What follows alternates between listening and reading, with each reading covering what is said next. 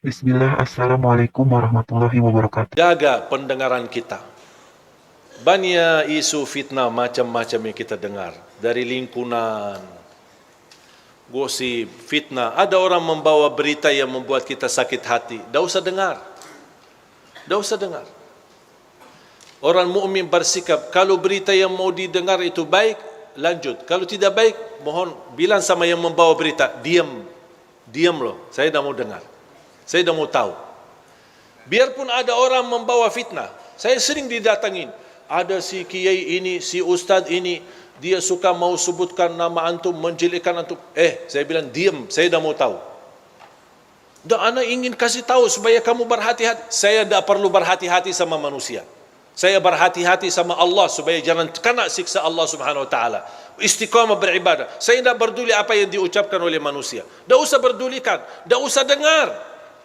Supaya apa? Supaya besok ketemu semua orang dengan hati yang bersih. Tidak ada satu pun kita sakit hati sama orang. Siapapun dia.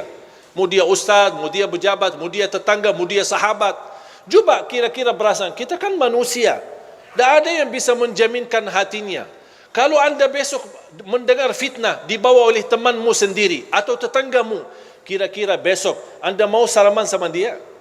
Biarpun anda berkenan salaman, kira-kira hatinya bersih atau sakit hati?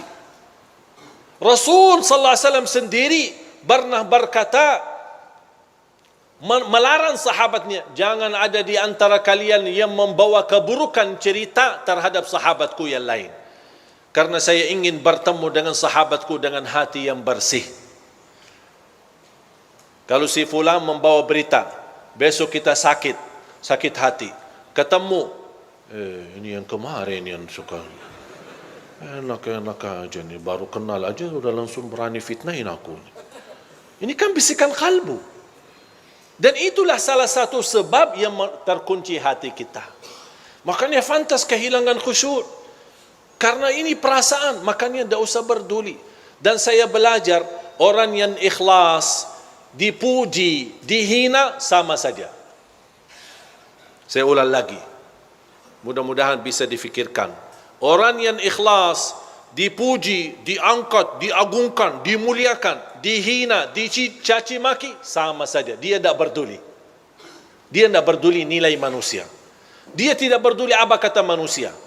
Manusia senang, dia tidak berduli. Manusia tidak senang, apalagi dia tidak berduli.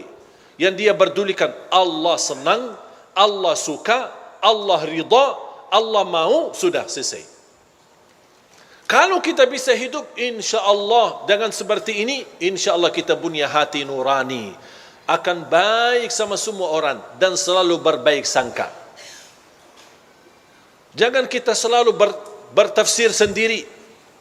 Dua orang duduk di sana, mereka bisik apaan ya? Jangan-jangan aku yang pusing kita. Coba kalau kita berduli apa kata orang, wallahi kita yang pusing bukan mereka. Coba kalau kita lupakan, kita abaikan. Dan saya nasihatkan, sampai ada seorang ibu berkata, alhamdulillah Ustaz, saya tidak pernah gosip orang, tidak pernah suka nomor orang. Tapi mohon maaf, saya suka dengar. Ya sama aja dosanya. Mendengar berita, melihat berita, caci maki, urusan orang, itu dosa semua. Tak usah berduli. Kita punya urusan sendiri. Dan selalu kita hidup dengan baik sangka. Walaupun anda melihat kawanmu yang suka di masjid, tiba-tiba masuk ke tempat maksiat, jangan anda su'uzzan. Kita tidak tahu apa yang terjadi. Mungkin dia mencari kawannya, mungkin dia mencari anaknya, yang dia dengar anaknya ada di dalam, langsung, wah, ini biasa kan yang ceramah selama ini, kok ngapain dia masuk ke situ? Langsung kita pakai tafsir sendiri, disertai dengan godaan setan, bertambah fitnah. Begitu kita dengar berita huwak yang tidak ada asalnya dan tidak ada dasarnya, oh, ya betul-betul. Saya kemarin lihat dia masuk ke tempat maksiat. Bertambah buruk kita. Bertambah beredar fitnah sana sini. Dan kita membawa dosanya sampai hari kiamat. Hati-hati jamaah sekalian. Makanya tutupi pandangannya. Hanya yang kita lihat tempat kebaikan, tempat masjid, majlis ta'lim, lihat Al-Quran, supaya Allah Subhanahu Wa Taala selalu membersihkan pandangan kita dari segala hal-hal yang tidak kesengajaan kita lihatnya, insya-Allah terhapus dosanya gara-gara kita sering melihat. Makanya salah satu ulama berkata, kalau saya merasa hati mulai keras dan tertutup, saya berbanyak melihat Al-Quran.